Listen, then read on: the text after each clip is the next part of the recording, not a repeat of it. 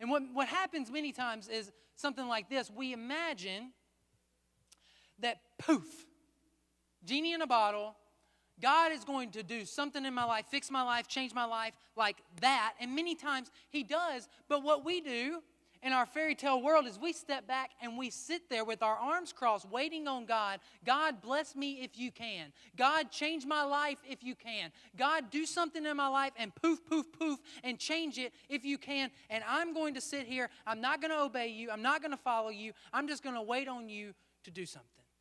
What I want us to see today is that while God changes our life, gives us salvation that we do not deserve, we could not earn, it's unmerited, it's grace all the way, it's God's riches at Christ's expense. It's all about God saving us. After we meet Jesus, after we meet Him, we have a responsibility this side of heaven to be faithful to Him. Faithfulness leads to purpose, because you may have big dreams, big visions, big aspirations. You may have this big idea, this grand idea, but visions don't happen without hard work. Dreams don't happen without daily disciplines. You cannot reach the vision that God has given to you and given into your life. You can't reach that without first being faithful to what He's given you today. And many of us, if we're completely honest, we're so busy looking at what's next, we forget to be faithful to what's now.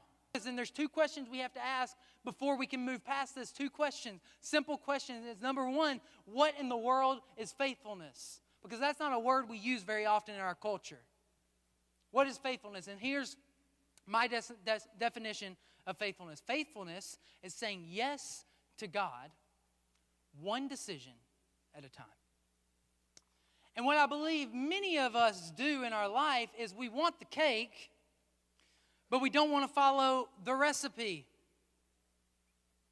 How many know that you can't get a cake like Paula Deen if you don't follow the recipe from Paula Deen? You can't get the cake.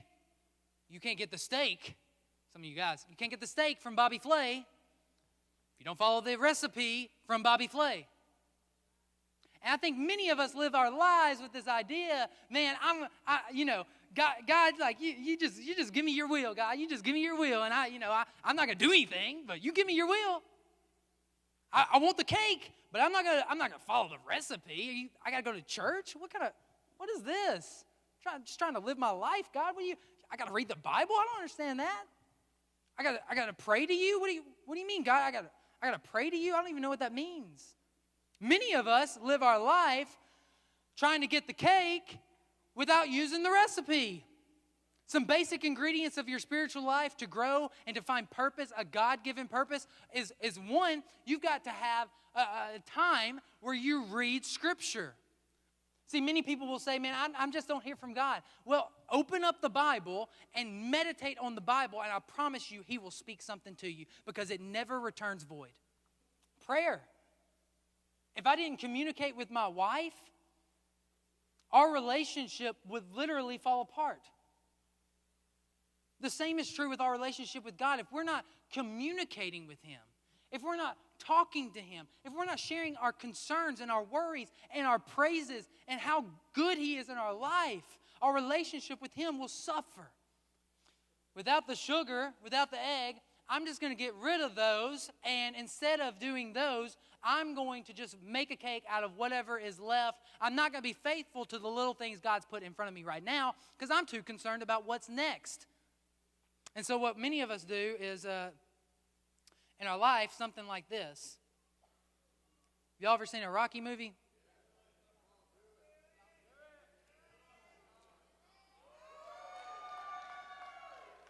This is real. As gross and disgusting and dumb as that was on my part, that's exactly what it looks like when we try to skip being faithful to God and move to having what He can give us. Like He's some kind of slot machine, like He's some kind of vending machine that's just going to give us what we want without us first saying yes to Him.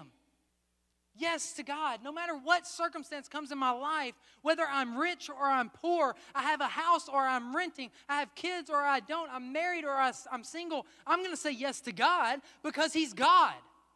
I'm going to say yes to God because I know when I'm faithful to Him, He will lead me in paths of righteousness. He will lead me to the purpose He has for my life. And that's where it leads us to purpose. What is purpose? What is purpose? Purpose is simply this. Purpose is simply being used by God. Catch this, next part is so important. For somebody else. And you know what? We get this confused because we want God's purpose for our life, but we interpret that as God's going to do something in my life. I'm going to get the Instagram followers. I'm going to get all the social media credit. I'm going to be big and bad. I'm going to be the boss. I'm going to be the best. Everybody's going to look up to me. But in fact, that may not be the case. Because your purpose, God's given purpose to you, always ends in somebody else. It never stops with you. It never stops with me. If the purpose for your life is stopping with you, it's not from God.